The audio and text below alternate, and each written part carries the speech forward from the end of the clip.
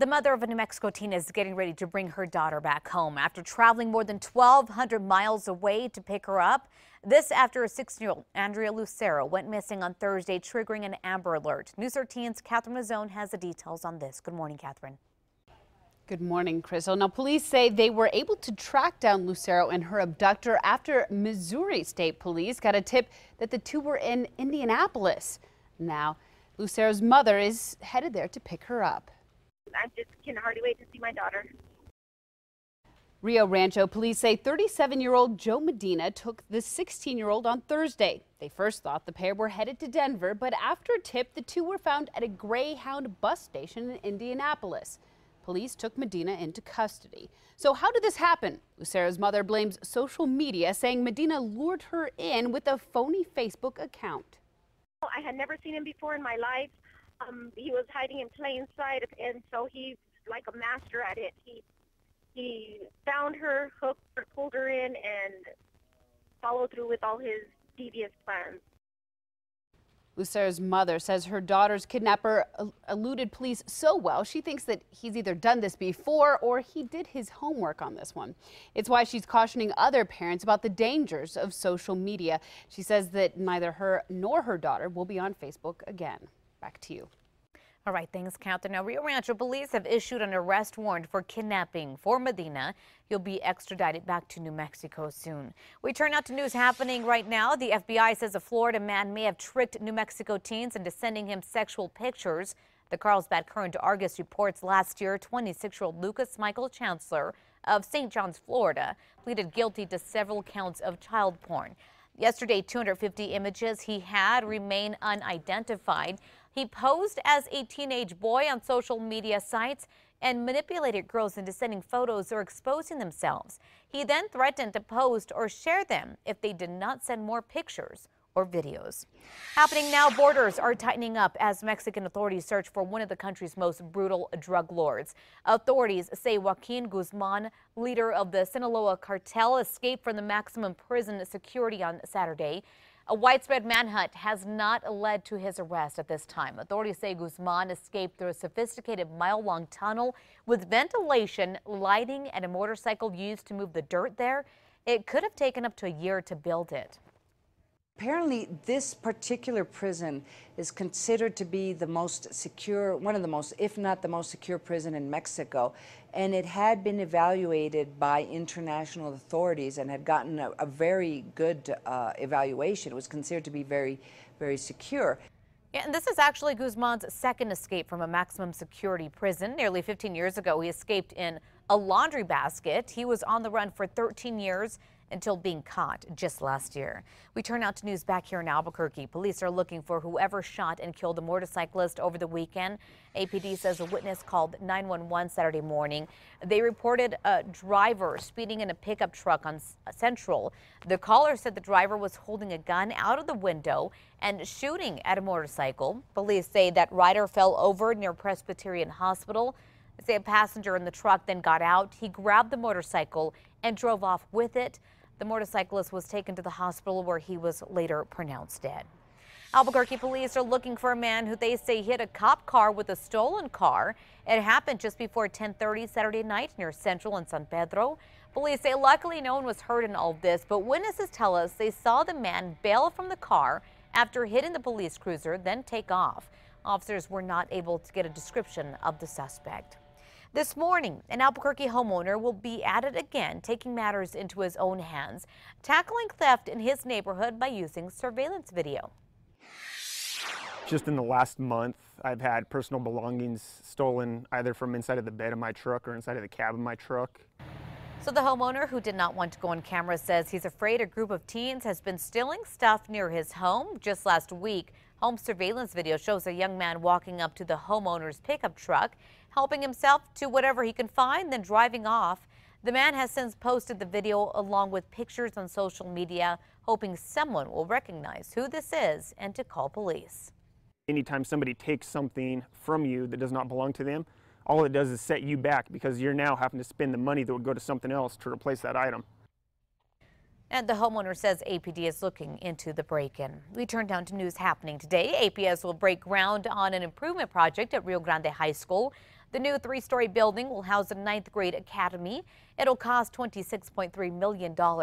It starts this morning at 10 o'clock. A Bernalillo County Sheriff's deputy who almost lost her life, then almost lost her leg in one of Albuquerque's most notorious shootings, conquered New Mexico's highest peak. Robin Hopkins was shot by Christopher Cook during a cross-city shooting spree in October 2013 that left her with a long road to recovery. The bullet penetrated Hopkins' leg and shattered her femur. On Friday, Hopkins reached Willer Peak in honor of her colleagues who did not survive similar shootings. We turn on to a live look out at Washington, D.C. this morning as the Republican field for president is about to get even more crowded. Wisconsin Governor Scott Walker is expected to announce his 2016 intentions today at an event in the Badger State, but he apparently let the cat out of the bag a little bit early. On Friday, he tweeted an image that read, "Scott Walker's running for president," and asked followers to join the team. Somehow, that tweet mysteriously was later deleted from his Twitter timeline. America has a new reigning Miss USA this morning. Listen.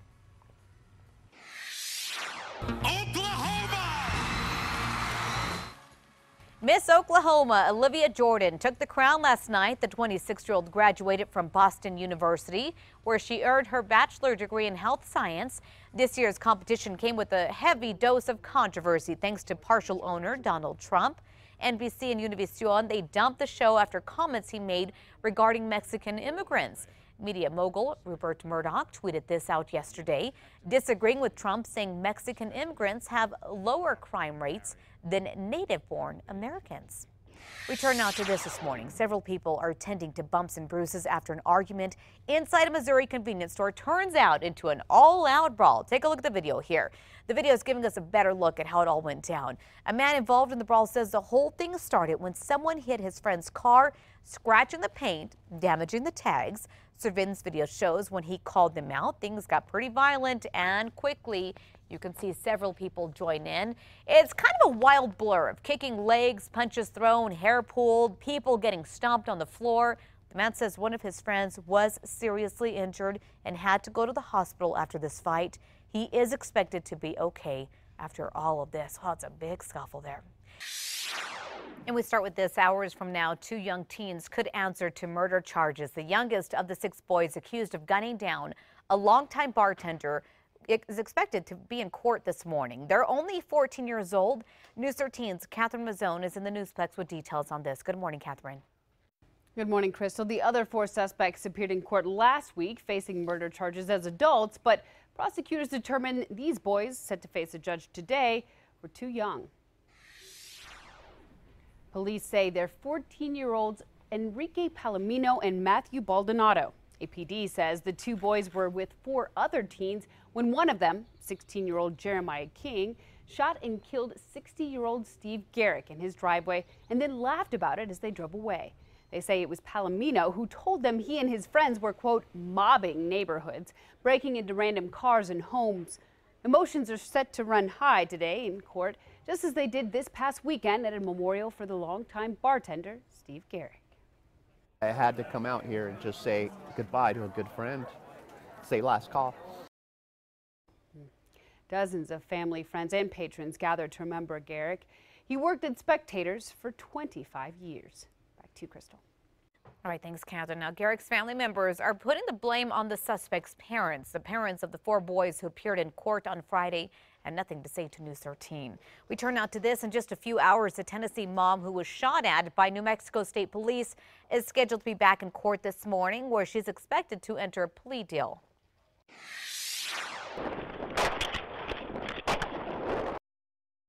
That was a scene with Oriana Farrell. She was driving near Taos when she was pulled over by a state cop. After driving off, a confrontation ensued that led to then State Police Officer Elias Montoya opening fire on Farrell's minivan with the kids inside.